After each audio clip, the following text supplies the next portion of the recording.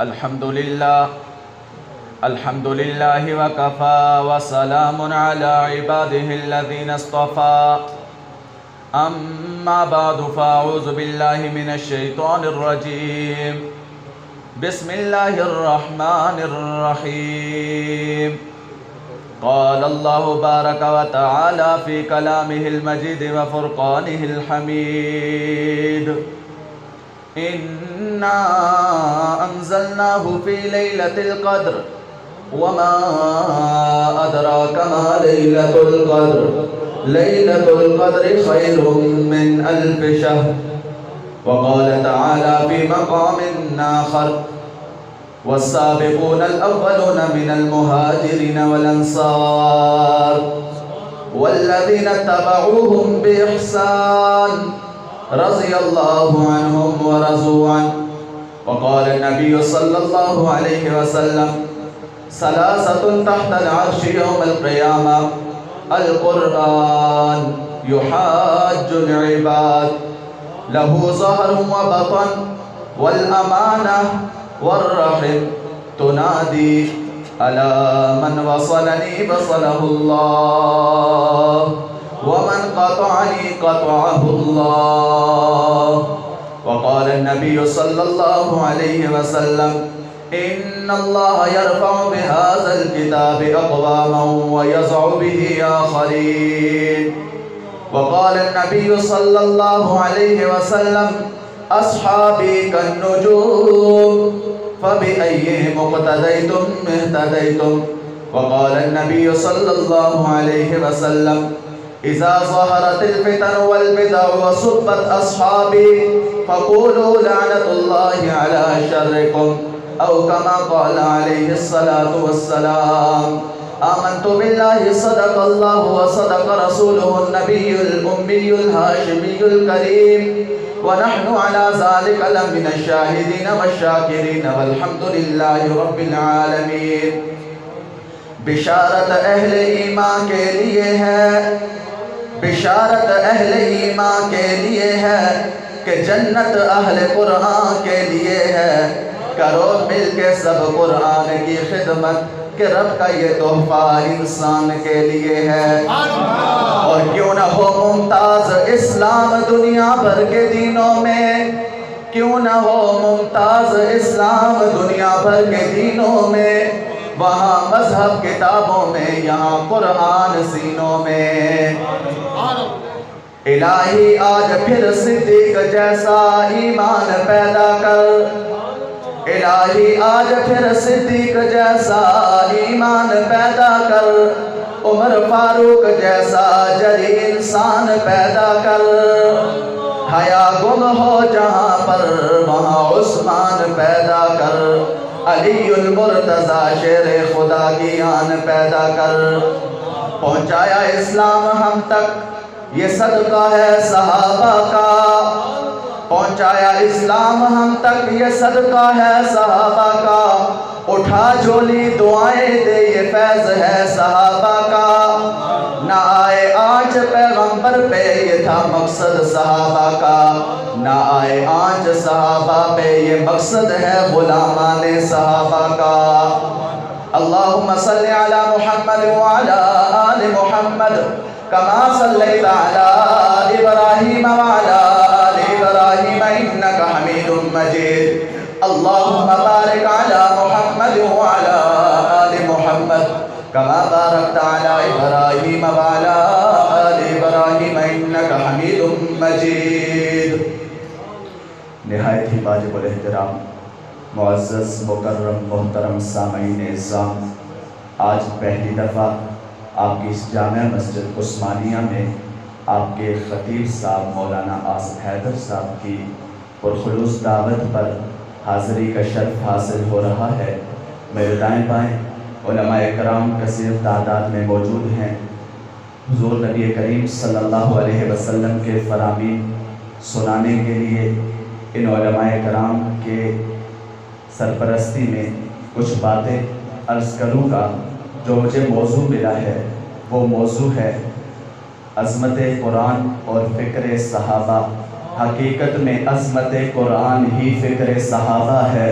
صحابہ دین کی وہ بنیاد ہے کہ جن کو اگر دین سے نکال دیا جائے تو امت کے پاس دین باقی نہیں رہتا۔ قرآن ملا صحابہ کی برکت سے، اسلام ملا صحابہ کی برکت سے، توحید ملی صحابہ کی برکت سے، رسالت ملی صحابہ کی برکت سے، آدم کا نبی ہونے کا پتہ چلا صحابہ کی برکت سے، نوح نجی اللہ کے نبی ہونے کا پتہ چلا صحابہ کی برکت سے، موسیٰ کا کلیم اللہ ہونا پتہ چلا صحابہ کی برکت سے، عیسیٰ کا روح اللہ ہونا کا پتہ چلا صحابہ کی برکت سے، داؤد کا خلیفۃ اللہ ہونے کا پتہ چلا اللہ کے اس صحابہ کرام کے اس جماعت کی برکت سے۔ اور اگر انبیاء کرام علیہم السلام کا ہمیں پتہ چلا کہ یہ اللہ تعالیٰ کی لا ریب جماعت ہے، وہ جماعت جو اللہ تعالیٰ نے سید الکونین، شافی محشر، ساقی کوثر، رحمت للعالمین، شفیع المذنبین حضرت محمد الرسول اللہ صلی اللہ علیہ وسلم کو عطا کی، وہ جماعت بے مثال ہے۔ اللہ نے حضور صلی اللہ علیہ وسلم کو دو انعامات عطا کیے ہیں۔ اللہ نے حضور کو کلام عطا کیا تو بے مثال، اللہ نے حضور کو جماعت عطا کی تو بے مثال۔ اللہ نے حضور کو کتاب عطا کی، کتاب عطا کر کے کتاب کی ابتدا کرنے والا جب پہلے برق کو قرآن کریم کے پڑھتا ہے، دوسرے برق پہ پہنچتا ہے، الف لام میم ذالک الکتاب لا ریب فیہ، فرمایا یہ وہ کتاب ہے جس کتاب میں کوئی شک نہیں ہے، یعنی جس نے نازل کیا وہ ذات رب تعالیٰ کی سب سے اعلیٰ، جو لے کے آیا فرشتوں میں حضرت جبرائیل روح الامین سب سے اعلیٰ، جس ہستی کے قلب اطہر پہ نازل ہوا حضرت محمد الرسول اللہ، انبیاء میں سب سے اعلیٰ۔ تو اللہ تعالیٰ نے قرآن کریم کو نازل کرنے کے جو دو واسطے، ایک واسطہ اور ایک دل اپنایا ہے، ایک واسطہ جبرائیل روح الامین کا، اور جس دل کا اللہ نے انتخاب کیا ہے وہ دل حضرت محمد الرسول اللہ کا ہے۔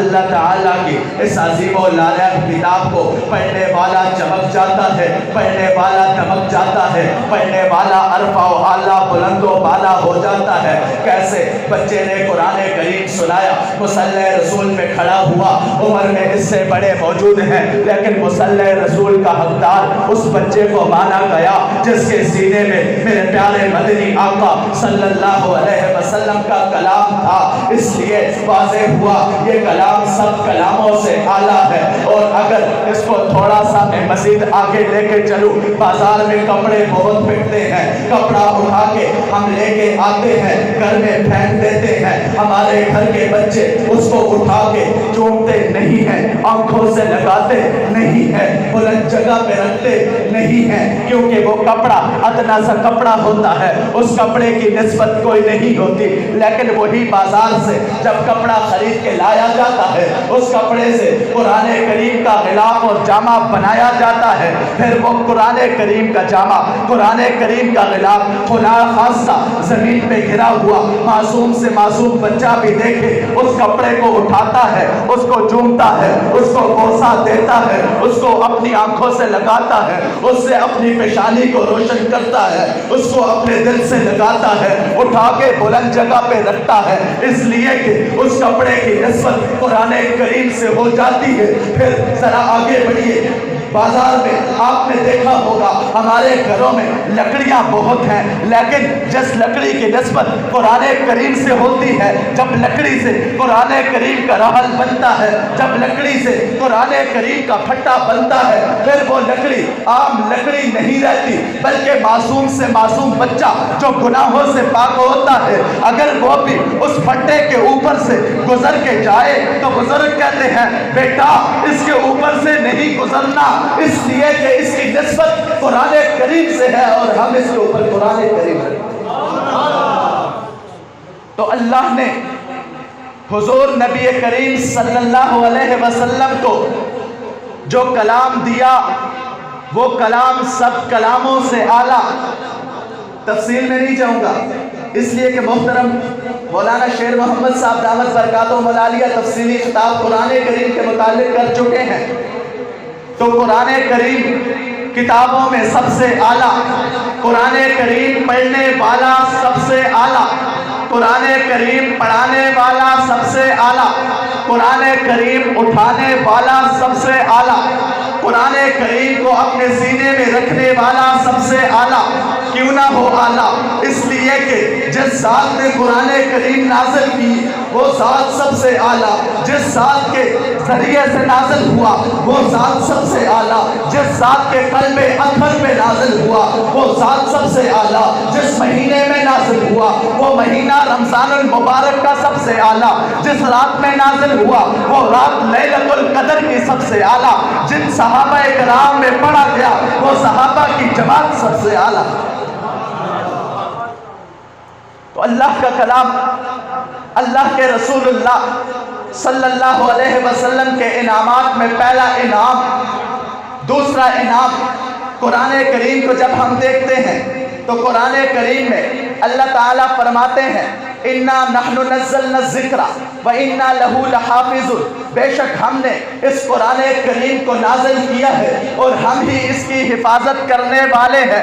معلوم یہ ہوا قرآن کریم تا قیامت کوئی بدلنا چاہے وہ ذلیل ہو جائے گا، تباہ و برباد ہو جائے گا، صفحہ ہستی سے اس کا نام مٹ جائے گا، لیکن قرآن کریم کو کوئی مٹا نہیں سکے گا، اس لیے کہ ذمہ داری اس ذات نے اٹھائی ہے جو ذات سب سے اعلیٰ ہے۔ دوسری طرف دیکھیے میرے آقا کی جماعت سب جماعتوں سے اعلیٰ، میرے پیارے آقا علیہ السلام نے فرمایا اصحابی کالنجوم فبأیہم اقتدیتم اہتدیتم، میرے صحابہ ستاروں کی مانند ہیں، میرے صحابہ ستاروں کی مانند ہیں، تم جس کی بھی پیروی کرو گے راہ ہدایت پہ چل پڑو گے۔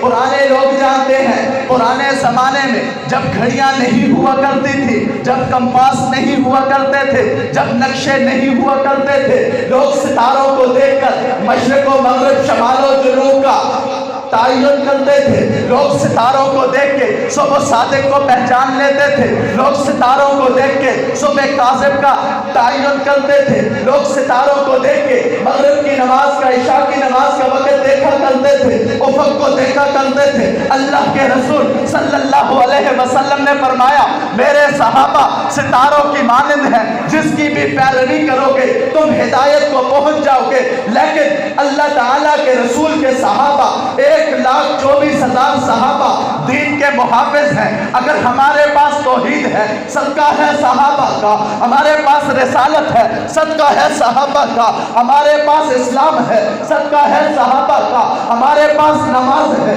صدقہ ہے صحابہ کا، ہمارے پاس نماز فجر کی رکعتیں محفوظ ہے صدقہ ہے صحابہ کا، ہمارے پاس نماز ظہر کی رکعتیں محفوظ ہے صدقہ ہے صحابہ کا، نماز عصر کا ہمیں پتہ صدقہ ہے صحابہ کا، نماز مغرب کے وقت کا رکعتوں کا ہمیں پتہ صدقہ ہے صحابہ کا، نماز عشاء کا ہمیں پتہ صدقہ ہے صحابہ کا، تہجد کا ہمیں پتہ صدقہ ہے صحابہ کا، اوابین کا ہمیں پتہ صدقہ ہے صحابہ کا۔ صحابہ کرام اللہ کے رسول صلی اللہ علیہ وسلم کے اس دین کو اس انداز میں امت تک پہنچایا کہ پہنچانے کا مکمل حق ادا کر دیا۔ اسی لیے تو پیارے نبی صلی اللہ علیہ وسلم فرماتے ہیں اذا ظہرت الفتن والبدع وصبت اصحابی، جب تم دیکھو کہ دنیا میں فتنے برپا ہونے لگے ہیں، دنیا میں بدعتیں شروع ہو چکی ہیں، جب تم دیکھو کہ دنیا میں میرے صحابہ کو برا بلا کہا جانے لگا ہے، فلعنت اللہ علی شرکم، ان لوگوں پہ اللہ تعالیٰ کی طرف سے ان کے شر پہ اللہ کی لعنت برسنے لگ جاتی ہے۔ لعنت کیوں برستی ہے؟ اس لیے کہ پاک صحابہ کرام پہ جو اپنی زبان درازی کرتا ہے، اس لیے کہ وہ جماعت میرے پیارے آقا علیہ السلام کے لیے اللہ تعالیٰ نے منتخب کر کے بھیجی ہے، اور جو اللہ تعالیٰ کی منتخب کردہ اس جماعت کے خلاف بولے گا اللہ تعالیٰ نے اس پہ پہلے لعنت فرما دی۔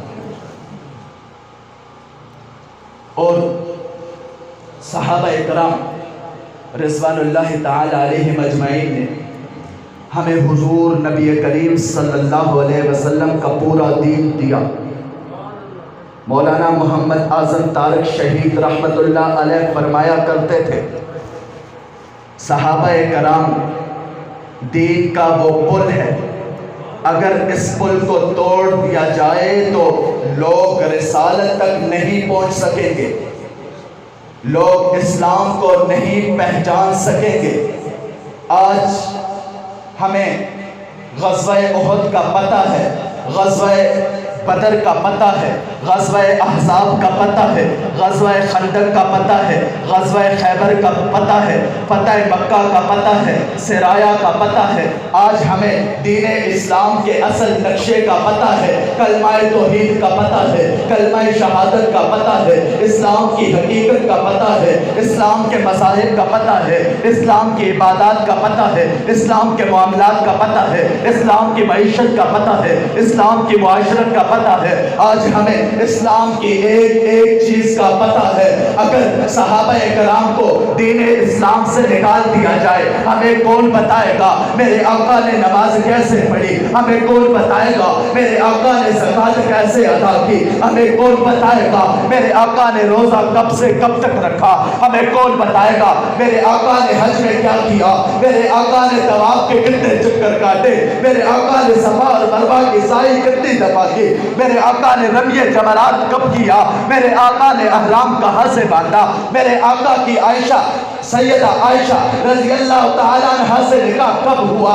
حضرت عائشہ کے نکاح کے گواہ کون ہے، حضرت عمر کی رائے کب ہوئی، حضرت عمر کی رائے پہ قرآن کب نازل ہوا، حضرت عثمان بن عفان رضی اللہ تعالیٰ عنہ کے بارے میں، ان کی ازواج مطہرات کے بارے میں، میرے پیارے آقا کی صاحبزادیوں کے نکاح کے بارے میں، میرے پیارے آقا کے ازواج مطہرات کے بارے میں، حضرت عائشہ کے بارے میں، حضرت حفصہ کے بارے میں، حضرت میمونہ کے بارے میں، حضرت زینب کے بارے میں، حضرت زینب بنت جحش کے بارے میں اور دیگر ازواج مطہرات کے بارے میں ہمیں کون بتائے گا؟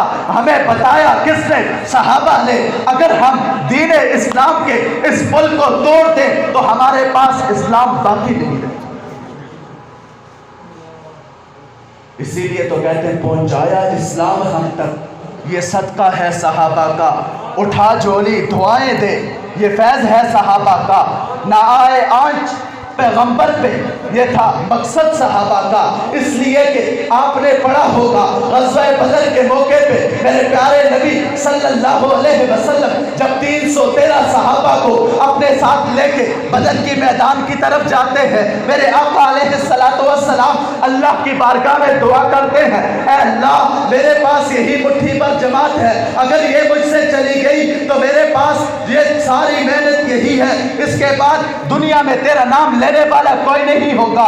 سیدنا صدیق اکبر آئے، دیکھا میرے پیارے آقا علیہ السلام کی کملی مبارک کندھے سے نیچے سرک گئی ہے، فرمانے لگے اے میرے محبوب آقا، اللہ تعالیٰ آپ کو کبھی اکیلا نہیں چھوڑے۔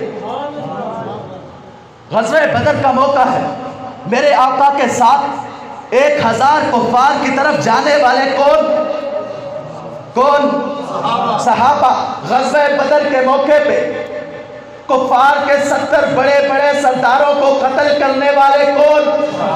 کفار کے 70 افراد کو قید کرنے والے کون؟ فتح یاب ہو کے آنے والے کون؟ میرے آقا کے دستوں بازو بننے والے کون؟ غزوہ احد ہے، غزوہ احد کے موقع پہ میرے پیارے آقا علیہ السلام پہ درمیان میں وار ہوا، میرے آقا کو بچانے والے کون؟ میرے آقا کی پہرہ داری کرنے والے کون؟ میرے آقا علیہ السلام کا حوصلہ بڑھانے والے کون؟ میرے آقا کی پاکیزہ جماعت کون؟ غزوہ احزاب ہے، غزوہ احزاب کے موقع پہ خندق کھودنے والے کون؟ خندق کا مشورہ دینے والے کون؟ دشمن کے مقابلے میں آنے والے کون؟ غزوہ خیبر ہے، خیبر کے قلعے کو فتح کرنے والے کون؟ غزوہ خیبر کے بعد فتح مکہ ہے، میرے آقا کے ساتھ کثیر جماعت ہے، سب سے بڑی جماعت ہے۔ جماعت کس کی؟ صحابہ کی۔ صحابہ نے اپنی جان کو نہیں دیکھا، اپنے مال کو نہیں دیکھا، اپنے بیوی بچوں کو نہیں دیکھا، دیکھا تو میرے پیارے آقا کے دین کو دیکھا۔ آج پوری دنیا میں صحابہ کرام رضوان اللہ تعالی علیہم اجمعین کی قبریں موجود ہیں۔ صحابہ کرام نے میرے پیارے آقا علیہ السلام کے دین کو لیا، مکہ تک محدود نہیں رکھا، مدینہ تک محدود نہیں رکھا۔ میرے آقا کے سپاہی پوری دنیا میں پھیل گئے۔ میرے آقا کا دین پوری دنیا میں پھیلانے والے کون؟ صحابہ۔ جب صحابہ اکرام کو دین سے نکال دیا جائے تو پھر بچے گا کیا؟ اور میں اور آپ تو آج جامع مسجد عثمانیہ میں بیٹھ کر اللہ کے دین کے نعرے لگاتے ہیں، ہم اللہ کے دین کی بات سنتے ہیں، اللہ کے دین کی بات سناتے ہیں، لیکن ہمیں اللہ کا شکر ہے ہمیں کلمہ ماں کی گود میں نصیب ہوا۔ ہم پیدا ہوئے تو نام مسلمانوں والا نصیب ہوا، ہمارے والدین مسلمان تھے الحمدللہ، لیکن قربانیاں کس نے دی؟ مکہ میں میرے پیارے آقا علیہ السلام دین اسلام کے لیے ابتدائی آواز لگاتے ہیں۔ چند جانثاران محمد میرے پیارے آقا علیہ السلام کی آواز پہ لبیک کہتے ہیں۔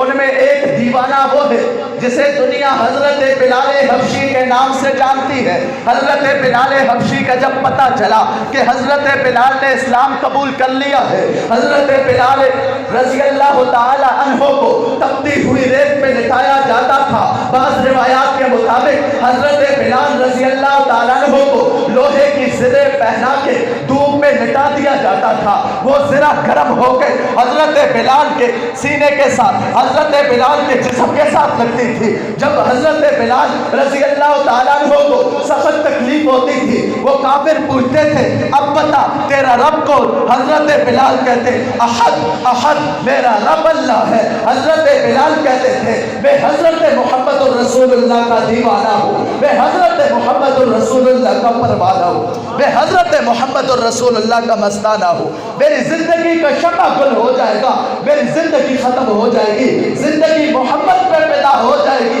میں دین اسلام کو کبھی نہیں چھوڑوں گا۔ میرے آقا کے صحابی حضرت خباب بن ارت رضی اللہ تعالیٰ جب پتہ چلا ان کے آقا کو کہ حضرت خباب نے اسلام قبول کر لیا ہے، حضرت خباب رضی اللہ تعالیٰ عنہ کو تپتے ہوئے انگاروں پہ لٹایا جاتا تھا۔ زبان سے کہنا بہت آسان ہے، ذرا ایک منٹ کے لیے ہم سوچیں، انگارے کو ہاتھ پہ رکھنا بڑا مشکل۔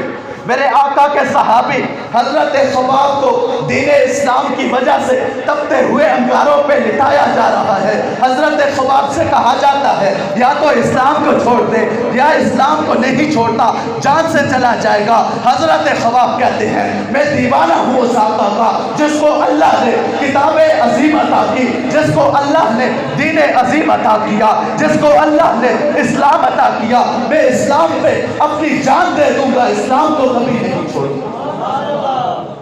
میرے آقا کے دین پہ حضرت سمیہ قربانی دیتی ہے، اپنی جان نچھاور کر دیتی ہے، لیکن اپنی جان نچھاور کرتے ہوئے بھی یہ کہتی ہوئی جاتی ہیں کہ جان جاتی ہے تو چلی جائے، لیکن اللہ کے دین پہ کوئی کمپرومائز نہیں۔ اللہ کا دین پوری امت میں پھیلا کے چھوڑیں گے، اللہ کا دین پوری دنیا میں پہنچا کے چھوڑیں گے۔ اللہ کے دین کو چھوڑنا ہمیں کسی حال میں گوارا نہیں۔ تو صحابہ اکرام نے اللہ کے دین کے لیے کتنی قربانیاں دی ہیں۔ حضرت امی عائشہ صدیقہ پیغمبر کی پیاری رفیقہ رضی اللہ تعالی عنہا کو لوگوں نے تانے بھی دیے، حضرت عائشہ پہ بہتان بھی لگائے گئے۔ قرآن کریم کے 18ویں پارے میں سورہ نور میں اللہ تعالی حضرت عائشہ رضی اللہ تعالی عنہا کی برات کا اعلان کرتے ہیں۔ میرے آقا کے ساتھ دشمن दुश्मनी करने वाले मेरे आका के दुश्मन उस वक्त भी मौजूद थे, आज भी मौजूद है। मेरे आका के सहाबा के दुश्मन उस वक्त भी मौजूद थे, आज भी मौजूद है। लेकिन मेरे आका के सिपाहियों ने उस वक्त सहाबा ने दीन बचाया, आज गुलामा ने सहाबा की इज्जत और अजमत को बचाया। जंग की सरजमीन से अल्लाह ने एक मर्द कलंदर को पैदा किया। आज से 35 साल पहले जंग की सरजमीन से अल्लाह ने एक मर्द कलंदर को पैदा किया। वो मर्द कलंदर ये नारा लेके निकला, वो मर्द कलंदर ये नारा लेके निकला कि अल्लाह के रसूल के सहाबा ने अल्लाह के रसूल की पहरादारी की है। आज अगर कोई अल्लाह के रसूल का, आज दुनिया में हर शख्स का कोई ना कोई वारिस मौजूद है, लेकिन असहाबे रसूल और अहले बैत क्यों लावारिस है? वो जंग से निकलने वाला शहजादा, वो जंग का आने वाला वो मर्द मुजाहिद, उसने ये कहा कि हम सहाबा इकराम की इज्जत और अजमत के लिए, सहाबा इकराम के नामूस के लिए, सहाबा इकराम की इज्जत और अजमत के लिए दुनिया में डंका बजा देंगे, लेकिन सहाबा इकराम पे आँच जाने नहीं देंगे। और फिर अपनी बात को मुकम्मल करने की तरफ लेके जा रहा हूँ। फिर वही जंग से निकलने वाला मर्द कलंदर, जब उसको कहा गया हुकूमत के खर्चे पे उम्रे के लिए चले जाए, जाके आका के रोजे पे हाजिरी दे दे, वो मर्द कलंदर कहने लगा मैं कैसे अपने आका के रोजे पे जाऊं? मेरे आका के रोजे के साथ सैयदना सिद्दीक़ अकबर और सैयदना फारूक आज़म का रोज़ा है, सैयदा अम्मी आयशा है। मैं अम्मी आयशा के दर पे जाऊंगा। मैं अम्मी आयशा के दर पे गया, मुझे अम्मी आयशा ने पूछा, ए हक नवाज, तू पाकिस्तान में रहता है, तेरे पाकिस्तान की गलियों में, चौकों चौराहों में मेरी इज्जत महफूज नहीं है। सैयदना सिद्दीक़ अकबर ने कह दिया, तेरे पाकिस्तान में सिद्दीक़ अकबर की इज्जत महफूज नहीं, फारूक आज़म ने कह दिया मेरी इज्जत महफूज नहीं, किस मुंह से मेरे दर पे आए हो? मैं क्या जवाब दूं? वो मर्द कलंदर इस इश्क में मुब्तला होके इनकार कर गया। उसने कहा जब तक मैं अम्मी आयशा की इज्जत और अज़मत को महफूज नहीं कर देता, जब तक मैं सैयदना सिद्दीक़ अकबर, सैयदा फारूक आज़म रज़ी अल्लाह तआला अन्हु की इज्जत और अज़मत के लिए दुनिया में एक प्लेटफॉर्म नहीं बना देता, दुनिया में लोगों को यकजा नहीं कर देता, तब तक मैं वहां भी नहीं जाऊंगा, क्योंकि मुझे वहां जाते हुए यार महसूस होता। फिर वही काफिला आगे चलता रहा। उसी काफिले में चीचा वतनी से अल्लाह ने आज़म तारक को पैदा किया।